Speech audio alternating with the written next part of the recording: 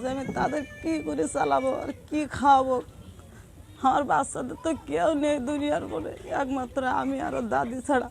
খালের ডাইন পাত থেকে বাঘ লাফ দিয়ে 15 থেকে 20 ফুট হবে এরকম নাগাদ লাফ দেয় সে। উড়ান্ত অবস্থায় ঘাড়ে কামড়াই ধরে পানিতে পড়ে যে পার থেকে লাফ দেয়।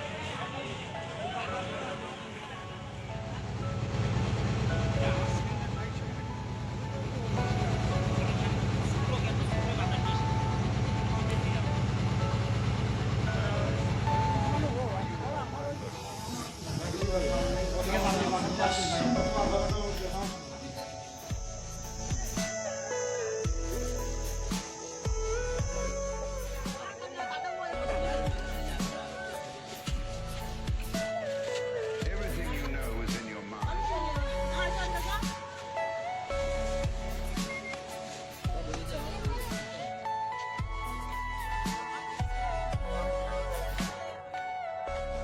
রেজাবুল আমার মামাতো ভাই, ও আমার সঙ্গে মধু কাটতে যায়। মধু কাটতে যাইয়ে বাঘের কবলে নিহত হয় এবং রেজাবুল আব্বা সুন্দরবনে বাগদারপনা ধরতে যাইয়ে বাঘের কবলে তিনিও মারা যান, নিহত হন। আনুমানিক সে সময় রেজাবুলের বয়স 11 বছর। এখান থেকে 23-24 বছর আগে অর্থাৎ 1997 সালে ওনার বাঘের হাতে উনি 9 জন এক নৌকায় মধু ভাঙতে গেছে। 3 তারিখে 4 তারিখে ভোর 5টা নাগাদ ঘাটের থেকে নৌকা ছাড়িছে। মধু কাটি কাটি তালপট্টি ট্যাকের খালে গেছে ঈদের দিন, সেদিন শুক্রবার, তারিখ হচ্ছে 14। আমরা ওই দিন একে জুম্মাবার আর ঈদের দিন আমরা সারাদিন কোনো জঙ্গলে মধু সংগ্রহ করতে যাই নাই। বিকাল 3:30 হইতে 4টে এরম নাগাদ 2 জন লোক বাথরুম করতে যায়। একজন নৌকার ধারে 20 থেকে 25 ফুট দূরত্ব, 2 জন বাথরুম করে একজন আগে নৌকায় চলে আসে আর একজন পিছিয়ে আসতে যাইয়ে খালের ডাইন পাত থেকে বাঘ লাফ দিয়ে 15 থেকে 20 ফুট হবে এরকম নাগাদ লাফ দেয় সে। উড়ান্ত অবস্থায় ঘাড়ে কামড়াই ধরে পানিতে পড়ে যে পার থেকে লাফ দেয় তার অপার পার উঠে চলে যায়।